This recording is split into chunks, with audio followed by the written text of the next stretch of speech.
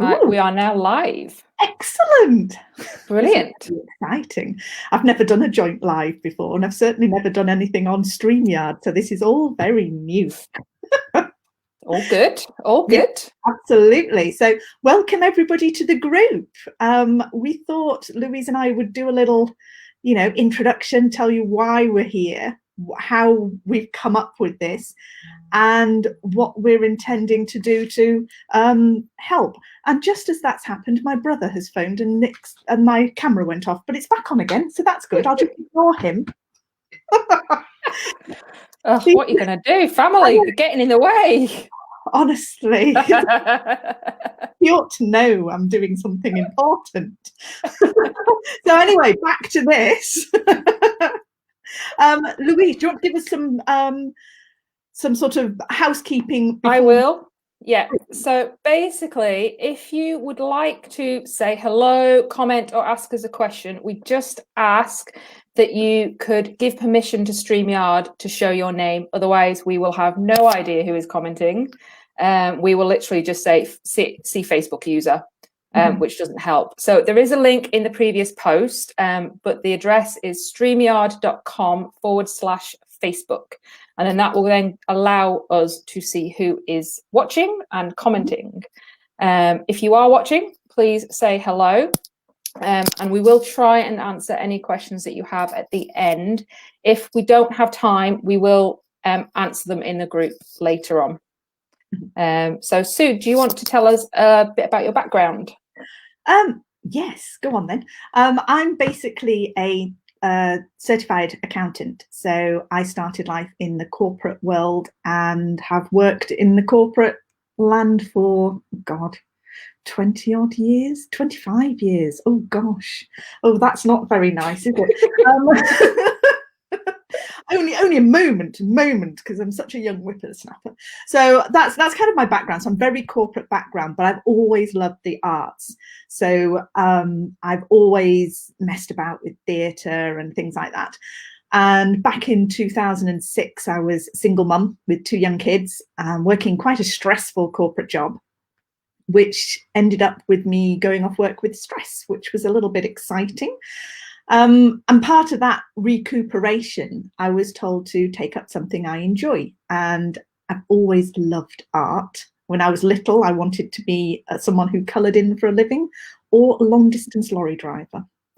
As it happened, I was neither, but there you go. It's nice to dream. Well, it is, isn't it? I loved Pigeon Street. Clara from Pigeon Street. That was my absolute ideal. I wanted to be a long distance lorry driver like Clara. No idea why. I did some art, and because money's never been great, I've always had the ethos of if you have a hobby, it's got to pay for itself. So I was painting away, and my neighbour said, "Do you do pet portraits?" And I was like, "Yes, of course I do." Instant vertical learning curve, and that's what I started doing. And took the kids around craft fairs and built it up and built my following up.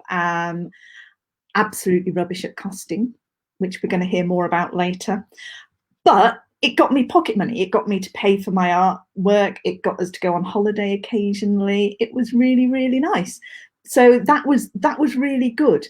And so that after that, I kind of carried on. I went over to the States. I lived over in the States for a few years working with my corporate job, and I came back and basically had a bit of a re-evaluation that actually I'd like to help more people be creative and who are going through stress, especially help the creative side getting through that. But on the other side is I want to make sure other creatives can actually be financially viable. And there's a big gap there. And I know when I was an accountant, that was a huge gap too, which we'll probably talk about later, to be honest. But that's basically my background-ish. There's loads more and many more. Lots of stories involved. Not enough time for the whole story. No. Thank God I wasn't around when all the phone cameras were out. I feel sorry for this generation. Louise, tell me about you and your background. So basically, I did my bookkeeping qualifications fairly early on and sort of started working in various industries. And I ultimately wanted a job in practice. That's where I wanted to be. Mhm. And I eventually made it into practice. But I wasn't 100% happy. I wanted to do something else. And I started baking cakes for family and got told how good they were and that I should do it as a business. So I did. And again, pricing was one of the things like, right, well, now I need to actually, what do I actually charge? Do I just whack a price on? So I did do a little bit of research around it and everything. And I did that alongside my full-time job. I then went part-time. So it was doing 50-50 at one point. And then I had my little girl. So I was obviously off work and I did try and continue with the cake business. But when you're trying to decorate a 3-tiered wedding cake with a toddler hanging off your leg, it didn't seem very practical. And she didn't want to be left. So I ended up actually going back to bookkeeping and I didn't want to go back to work for someone else. So I set up on my own. So my business has been going for a couple of years now, just coming up to the 2-year anniversary. And again, it's seeing, I've been where everybody's been with their pricing with the cakes. And I know the struggles that you can have. You see everybody else pricing lower than you when you can't go that low. And it is difficult. And then obviously the bookkeeping side, I see it from a different angle as well, because obviously I've got everybody coming to me with their receipts in a complete mess and not knowing whether they're actually making any money or not. So that's kind of my background, and obviously we'll kind of see how we came together and where this journey takes us. Because coming together was quite a chance meeting as well. Because I know because I started my art business up this year back in February, so shit timing really. But it's an interesting environment to start a business.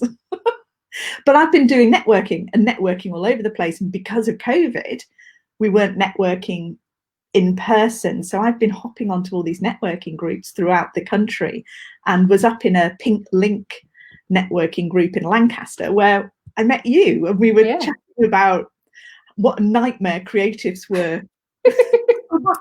And I apologize everybody listening to this, but it's true, and I'm just as bad, and I'm an accountant, so don't feel bad if you're struggling.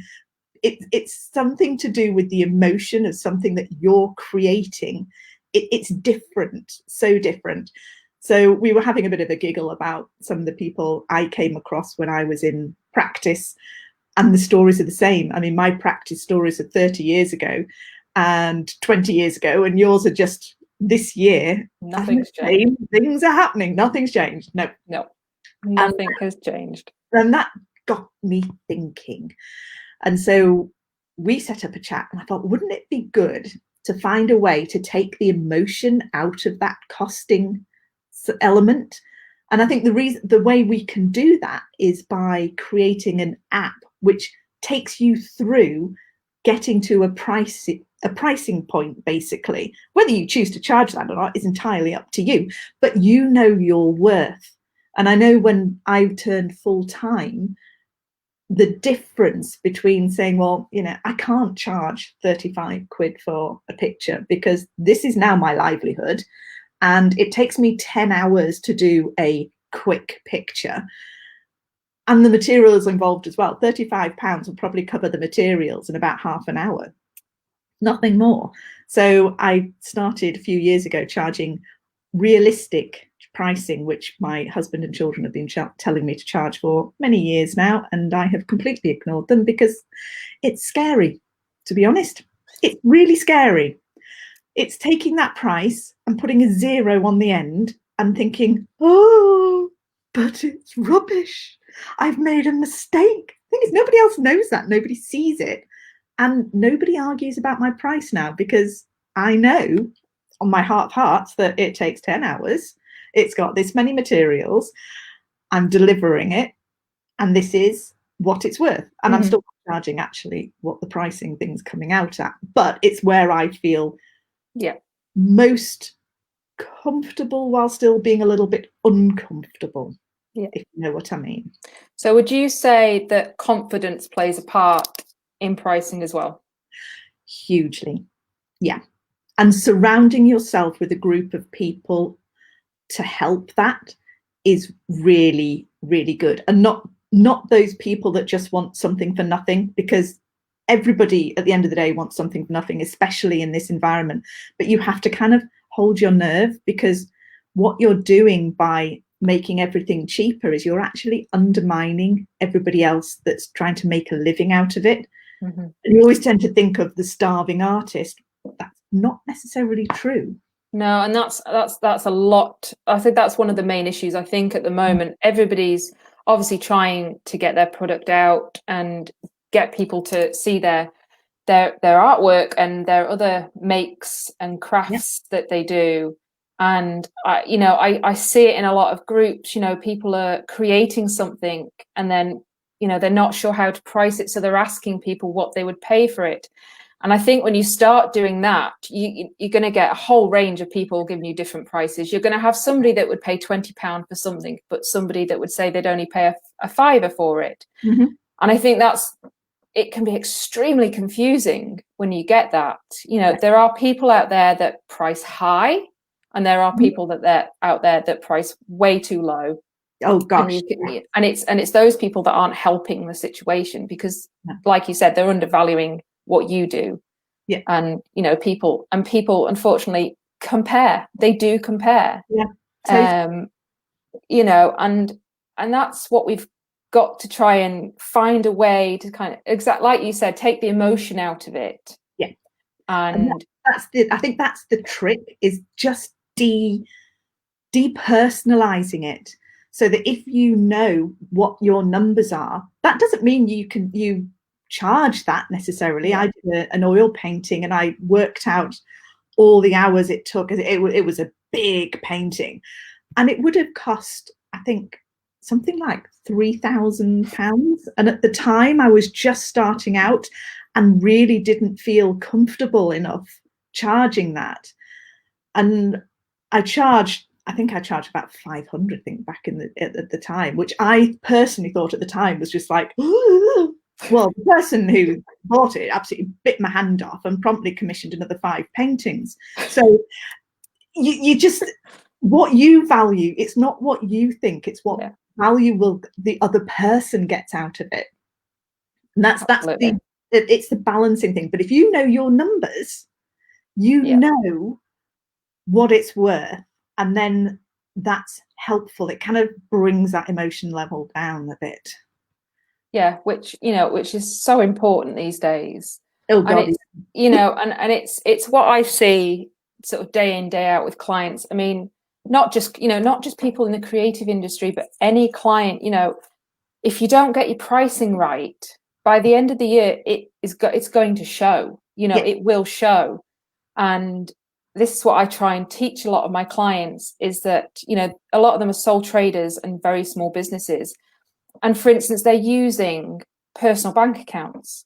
Oh, yeah. So, and I know it's a pet hate, and it's a pet hate of mine. It's one of those things, mixing personal and business expenses. It just gets messy. It's just icky.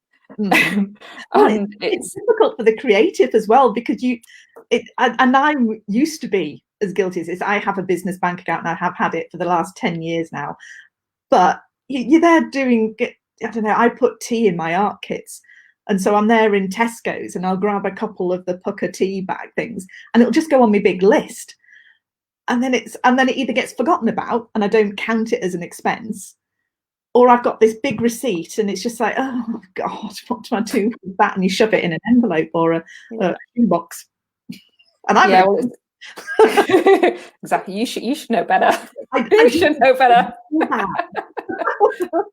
But it's this. If you get your pricing right, it will show in your profit. Yes. This is what I'm trying to get across to my clients, and some of my clients, my smaller clients, have taken me up on it. I actually offer a small bookkeeping package, and this allows them to get their bookkeeping done monthly, which they wouldn't necessarily be able to afford in a bigger firm. but it gives them their monthly report. So it gives them their profit and loss. So if your pricing isn't right, then it's going to show in your monthly profit and loss, because ultimately you're going to have your income, but then your expenses are just going to be eating right into that. Yeah. And that's obviously not what you want. No. And if you haven't got a separate bank account, you don't necessarily notice. Exactly. You just find your monthly expenses are going up, and you just kind of absorb it and don't realize that actually that's money you're spending on your business and your pricing's wrong. Yeah. And I know a lot of people, especially creatives, they want to charge low initially because A, they're not confident, and B, it's like, you know, it's your baby, and I'm still the same. You think everything you do is rubbish, and it's not. It's completely not. But it's when you get low pricing, two things happen. First of all, you end up really, really busy because your work's really good and it's really cheap.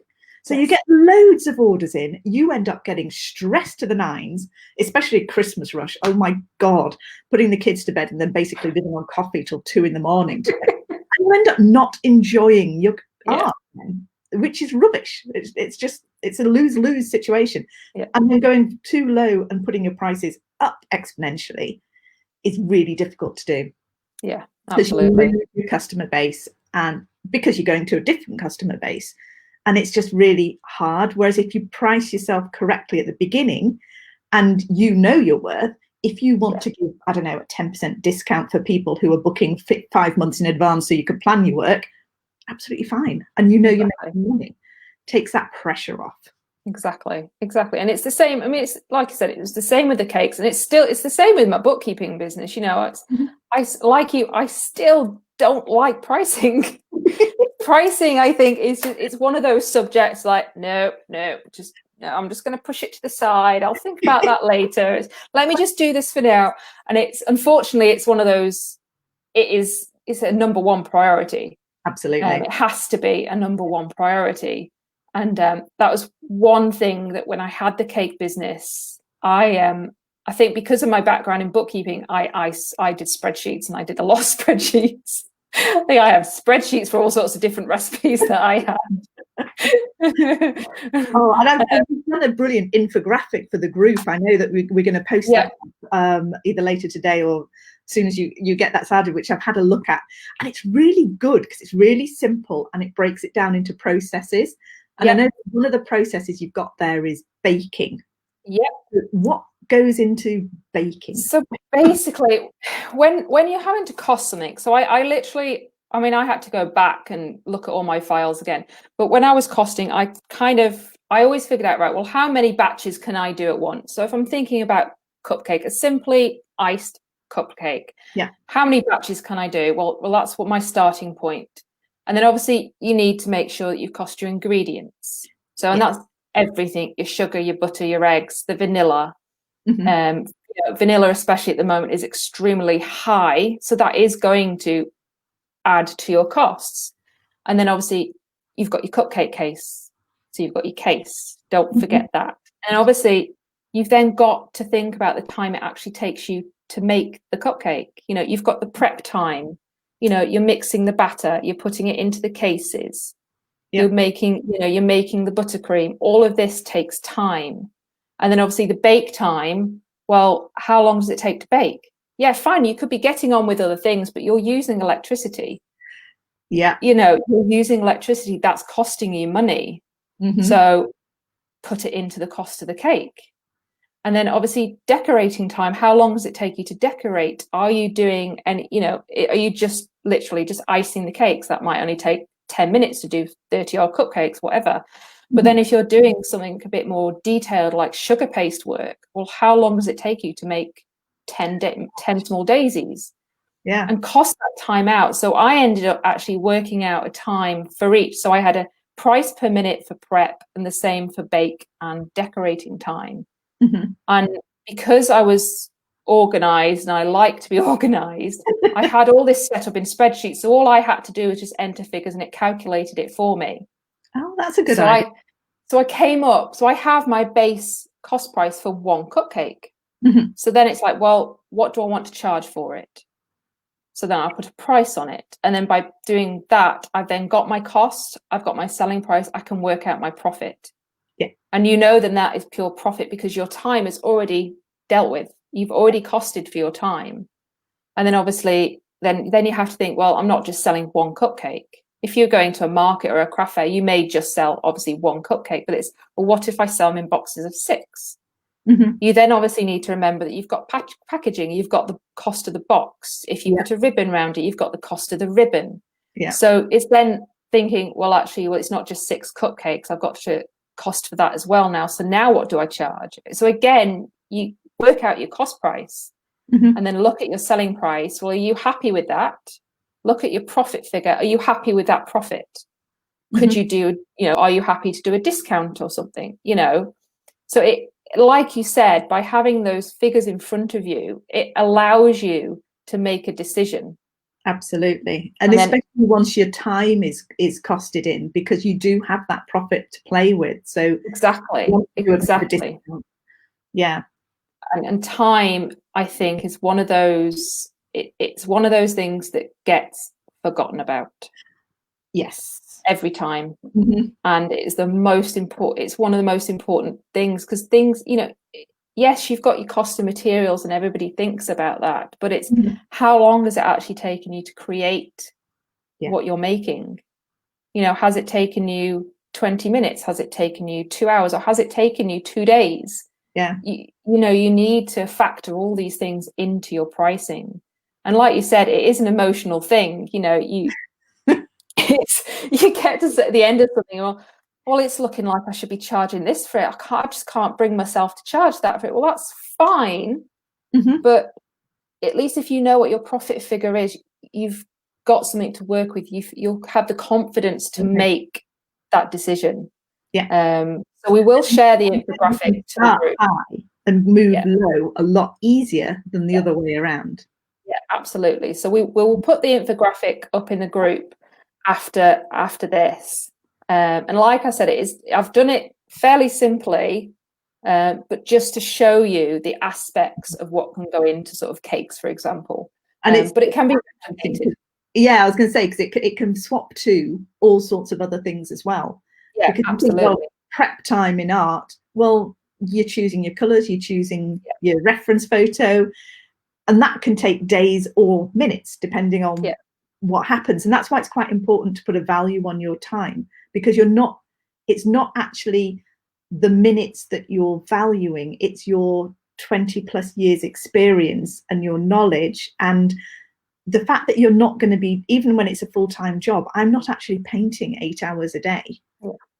I'm painting, a couple hours a day, and the rest is taken up doing admin, doing all the rest of the things. And if it's your business, that needs to be included in your hourly rate. So your hourly rate needs to be, okay, what do I want to earn per day? What do I need to earn? So it's exactly a whole conversation about this, actually thinking about that's a whole nother video. That's a whole nother live video, I think.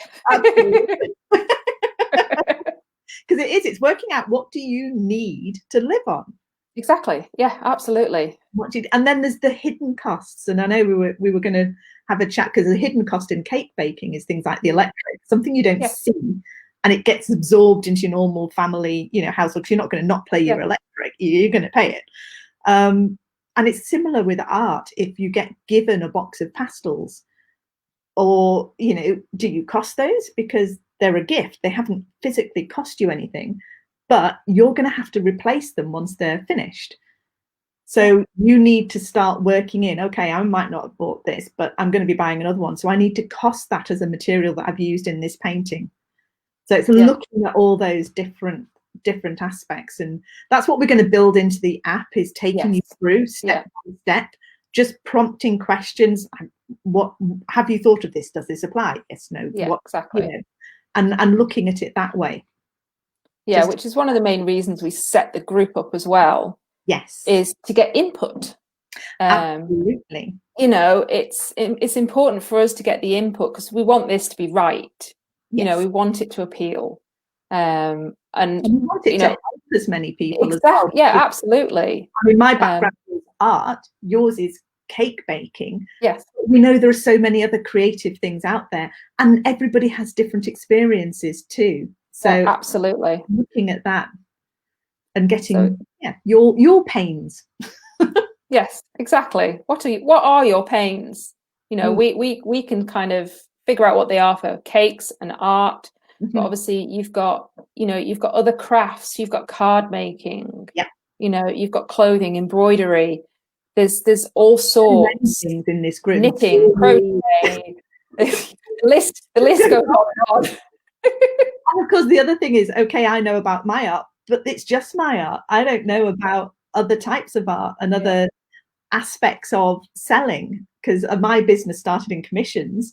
It's got a brief foray into prints, and now it's into workshops and art kits. Yeah. You may be doing something completely different. You may be commissioning your piece of work to go on book covers or illustrations on all. There are so many nuances, and it's looking at what does everybody struggle with and how we can actually help that and incorporate it into this app that will just help take the emotion out for everybody, really. Yeah, absolutely. And that's, the main reason we've set this group up. And like we've said in various posts, if you've ever got a pain or a question, or you're just not sure about something, either feel free to post a question in the group, or just as much, you can send either myself or Sue a PM. We'll always answer. And if one of us can't, we'll always sort of pass you to the other. There will always be an answer between the two of us. We know, we always know something, even if it's and if we have to ask outside our group, then that's fine. Yeah. But it's looking at ways of making this easier for you guys, so that you're comfortable. And I'm afraid it is numbers. Yes, and nobody likes numbers. I do. I do. Yeah, I think we're the weird ones. I think that's the other reason why we work together so well, and why we clicked on that meeting, is the fact that finding another creative that's into maths and is down the accountancy sort of bookkeeping route. I've never come across someone else before, so it's just it was. Oh. Yeah, it is. And when you kind of sort of suggested to me about an app, I went, "Ooh, that sounds interesting." And it's just conjured up so many ideas. Oh gosh. And we're working with Lancaster Uni, so we're starting working with their R&D department in September, and they're going to actually help develop this app for us. So, because we're not app developers, but they're gonna help, which is really exciting. So hopefully it's going to bring loads of hints and tips, and obviously anything we find that's going to benefit you guys, we're going to be posting it in the group. Yeah, absolutely. About it, we're going to be putting it all out there. So it is quite exciting. Because I mean, did you imagine you'd be doing this back in February, Louise? Nope. No. I was getting to the point where I was trying to sort of focus on moving my own business forward, getting more clients and growing, and obviously lockdown hit. But this was not exactly anywhere near on my radar. No. I mean, did you imagine finding anybody to partner up? Partnering was not on my radar at all, other than partnering with other creatives, which I've started doing for workshops and well-being and things. But apps, no. Pricing, no. Finding another like-minded numbers person, no. This is all due to COVID. So COVID's had a really good output. We're the fortunate ones. We've been lucky. Yeah. We have been lucky. But we will help anybody in this group. Oh, totally. And if any of you know of any other creatives that have the same struggles or same issues, just direct them to the group. Yeah. And we're here to help. Totally. And we want the group to grow. And like I've already said, I've got loads of ideas, and I'm sure Sue's got loads of ideas of where we both kind of want this to go. Sue's just trying to just slow me down a little bit. Just a little. Doing too much at the same time is something and it doesn't work. So let's focus on the group, focus on the app, and then we'll go off on our little directions. where we want to take it after. Like I said, I have loads of ideas, but I am not one for multitasking too much. I think I'd end up curled under a desk. Yeah, and you do have a little girl to look after, and I do. I have a big girl and boy to look after, but it's still that it's helping people the right way and focusing on it. That's going to be amazing. And it's exciting. It is exciting. I am really excited. And I hope that can help and promote each other. And that's the other thing I think I put in the blog last week was when you find another creative, make sure if you can, because I know things aren't easy necessarily with everybody, but if you can, make sure that they're charging their worth and pay them their worth. And if you can't mentor them or find a way, like I did with the photographer, and the fact that we can have a royalty agreement, so it's a way that my cash flow doesn't support it at the moment, but with the royalty, then it's a win-win situation. Work together. It's brilliant. So it's looking at and thinking outside the box on ideas. So if you are stuck on something and you do want to help another creative out and make sure they're charging their worth too, because the more we do this, the more everybody else and the general public gets used to the fact that actually this isn't somebody's hobby. This is a business and it's valuable. You're getting unique pieces of art, of craft. This isn't mass produced. This isn't, this is something to be revered and treasured. And that's what absolutely. Completely agree. So should we leave it there? Yeah, because otherwise we'll prattle on for hours and everyone will get bored. Yes, we do have a habit of doing that. Yeah, half our meetings never last half an hour. No, never. More like an hour and a half. Well, if we leave it there, so as we said, I have seen a couple of questions pop up. So we will have a look at those once we come off the live, and we will get back to you. Yep. And we will also post the infographic that I did as well. And again, if you have any questions after, if you're just watching this now or you're watching it after, like I said, just pop a question in the group or send us a PM if you don't want it to go into the group. That's fine.